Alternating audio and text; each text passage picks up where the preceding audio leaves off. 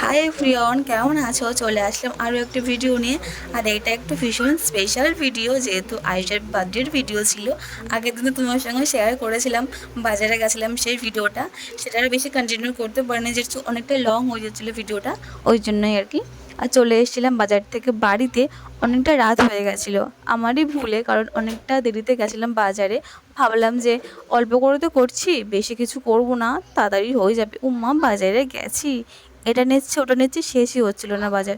সত্যি বলতে কি জানো তো, ছোটো হোক আর বড়ো হোক কোনো আয়োজন, একটা কিছু করা মানে তো অনেকটা, মানে অনেক কিছুই লাগে, সেই বড়োর মতো ব্যাপার। তো যাই হোক, আমি ঠিক বলতে পারলাম না কথাটা, তোমরা হয়তো বুঝতে পেরেছো। তো এখানে আয়েশার এই যে বার্থডে কেকটা, সব ডেকোরেশনটা হয়ে গেছে, পিছনে কেমন লাগছে কমেন্টে জানিও। ও তো কেকটা কাটতেই পারছিল না, আমি বলছি যে আমি কেটে দিই, বলছে না আমি কাটবো।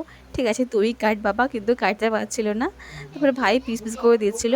ওদিকে না বাবা ওকে পায়েসটা খাওয়াচ্ছিল, খাচ্ছিল না। তারপরে আমার ভাই ওকে খাইয়েছে, তারপরে খাইয়েছে। আর ওই যে স্টোনস পেটে ছিল না, ভাই ওকে গায়ের মধ্যে দিচ্ছিল, ভীষণ ভয় পেয়ে গেছিলো। তো কেমন লাগলো জানিও ভিডিওটা। টাটা।